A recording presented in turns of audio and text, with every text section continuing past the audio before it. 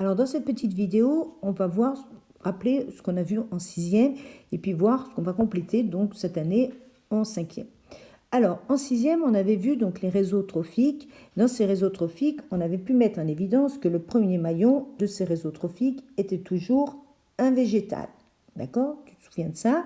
Donc ici, dans cet exemple de réseau dans un étang, on a toujours les végétaux comme étant le premier maillon. Pourquoi? Tout simplement parce qu'ils n'ont besoin que de matière minérale à condition d'avoir de la lumière. Matière minérale, je te rappelle, ce sont l'eau et les sels minéraux. Les animaux, quant à eux, ont des besoins donc de matière minérale également, ils ont besoin d'eau et d'éléments minéraux, mais en plus ils ont besoin de matière organique. Je ne sais pas si tu te souviens de la chouette donc, qui avait mangé Kermit le mulot et donc qui avait consommé donc, cette matière organique produite donc, par un autre être vivant. Dans tous les cas, que les êtres vivants soient animaux ou végétaux, on avait bien vu qu'ils étaient tous des producteurs de matière. On avait vu également que les aliments, donc au cours de cette production, vont avoir deux fonctions.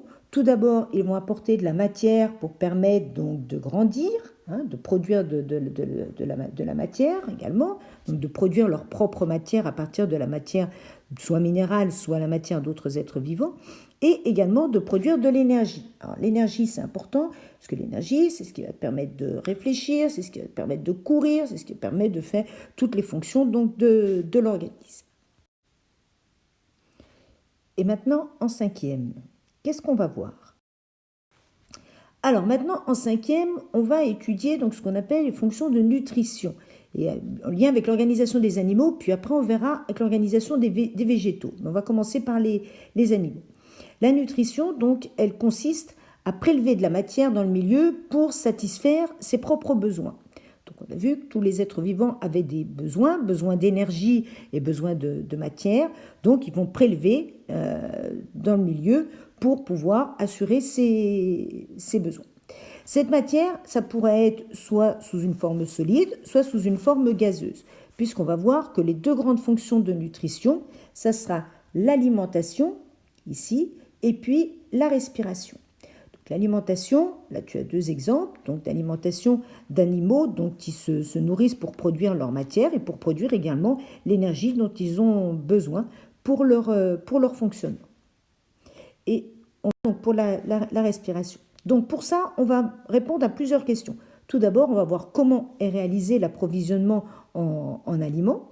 Donc on étudiera plusieurs appareils, on étudiera l'appareil digestif, on verra les caractéristiques donc, de différents systèmes digestifs, on verra est-ce que l'oiseau a le même système digestif que l'araignée par exemple, ou que l'homme, ou que d'autres êtres vivants, que la vache par exemple, les animaux qui ruminent, on verra tout ça. Ensuite, on verra également comment est prélevé le dioxygène, donc qui lui se trouve soit dans l'air, soit dans l'eau, et on verra qu'on aura des adaptations qui pourront être particulières en fonction donc de la façon dont les êtres vivants vont aller prélever ce dioxygène dans l'eau ou ils vont prélever ce dioxygène dans l'air. Ici, tu as un exemple de branchie de poisson, donc tu vois, on fera une petite dissection pour voir un petit peu tout ça, on en fera une aussi pour voir l'appareil digestif du poisson. Et puis ici, on a l'appareil respiratoire donc d'un insecte. On verra comment tout ça fonctionne. Et puis on terminera donc pour voir comment cette énergie donc nécessaire au fonctionnement des cellules, elle est reliée donc à l'utilisation du dioxygène et du glucose. Donc voilà, quel est tout notre programme donc dans ce chapitre, en s'appuyant sur ce qu'on a vu l'année dernière. Donc il est important de bien revoir. Et si tu veux, tu peux regarder ton cahier de l'année dernière, puisque tu l'as gardé, et puis voir ce qu'on va rajouter, compléter cette année, donc pour bien comprendre cette fonction de nutrition des animaux, avant d'aborder la nutrition des végétaux, qui elle va être un petit peu différente. Voilà, bon, eh bien, à lundi, bon courage.